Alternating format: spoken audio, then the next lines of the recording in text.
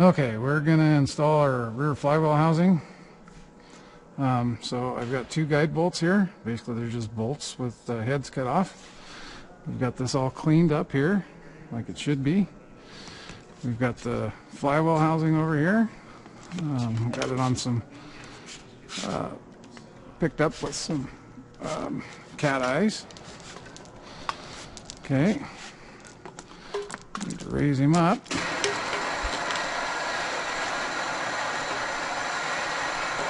I need to seal him. We're going to have to use some gasket eliminator on this thing. We'll go grab that quick. Okay, so we want to seal this area right here around. Okay, so a little bit goes a long ways, so we're going to go like this.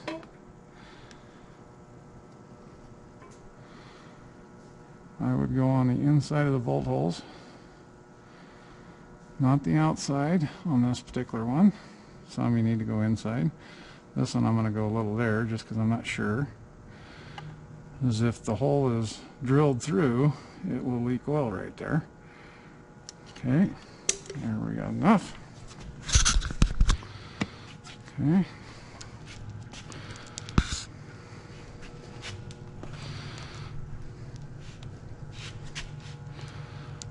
Okay, so now we've got to come up here and we've got to line up our guide studs.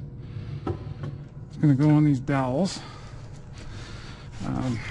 It's always a good idea to check the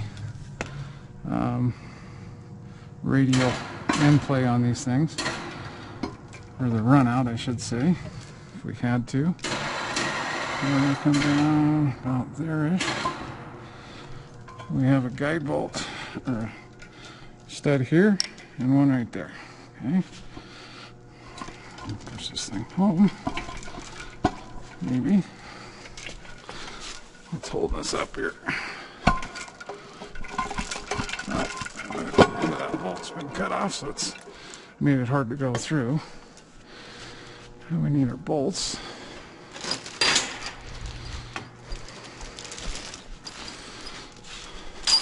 Okay, so we're going to go here.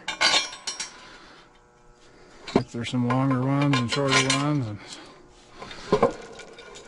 always want to get all your bolts started before you get too carried away.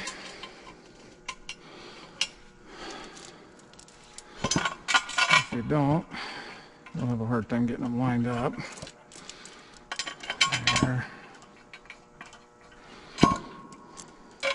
There. This is aluminum housing, so we better look the torque spec up and see what it is. Aluminum will, some of these holes, you can, well, it's hard to see, but they're kind of egged out where they've been over tightened. So we're going to have to, like I say, make sure we torque them correctly so we don't have issues with that.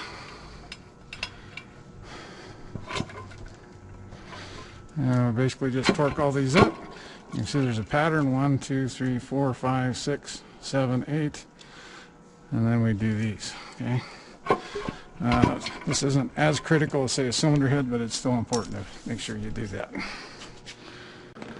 Okay, we're going to put the front cover on, and here you can see I've cleaned it up really good on the back side here, this area. We need to make sure this area is real clean. There is an O-ring that goes right here that needs to be there. If it's not there, it will leak oil. So we're going to put some Silly Glide on it. Lube her up and stick her in there so she stays. You need this tool here. This is a bull gear alignment tool. It's got a machine surface here and here. You could also take the bull gear apart if you didn't have this, but you need to have this. If you try and put this cover on, you'll never get the gears in correctly. So you can kind of see it fits in there nice and snug. Get our bolts run in. We're going to tighten her down. Okay. We'll tighten these down.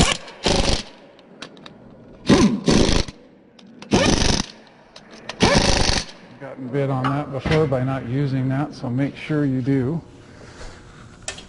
Need some anaerobic sealant.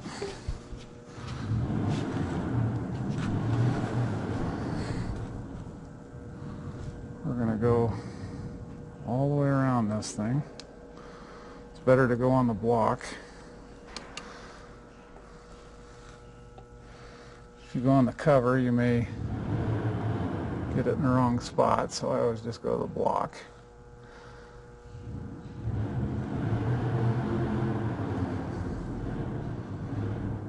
Okay, we're going to come up here, we're going to go like this. It's hard to believe this is doweled, but if it is not doweled correctly, it will not seal it. Okay, I put the 2 guide pins in here to help guide me on. We're going to, where's one of these?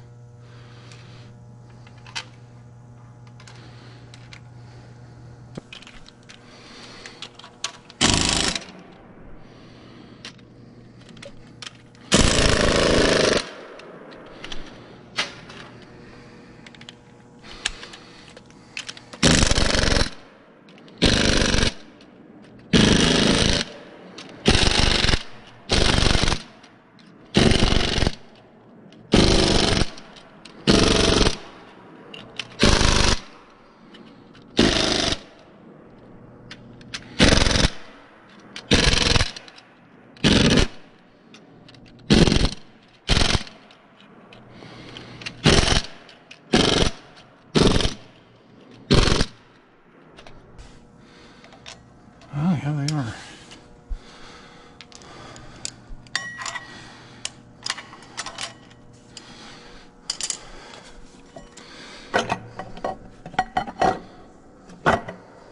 Off a tooth.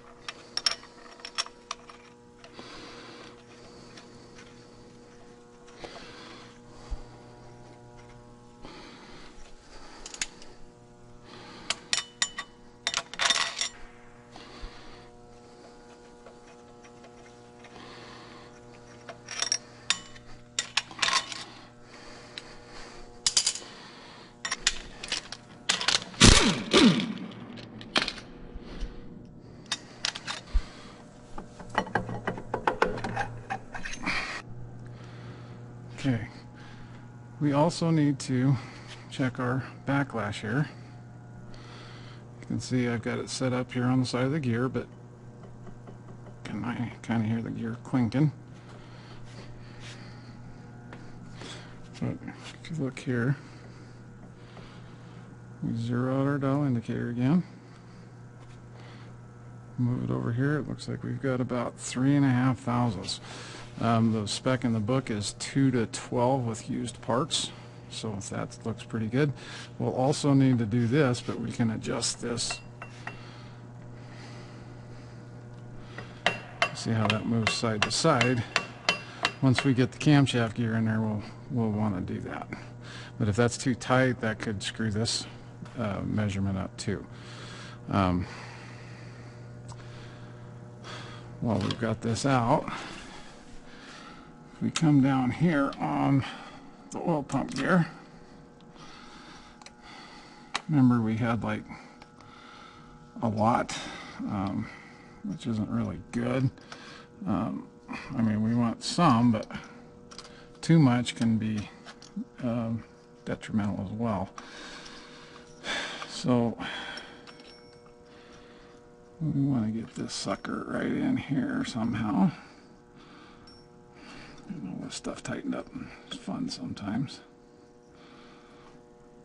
Okay. So you can see that's moving quite a lot. So we zero that one. Oh. So there's zero. Let's go back that way. So we've got about 22 thousandths, 23, almost 24 thousandths. That's a lot, actually. Yeah, that's about right. That could be from the pump being wore out, the bushing inside the pump here. If we had too little, what we could have done is put spacers or shims underneath the pump, and that would bring the pump down to give us more backlash on the left-hand gear.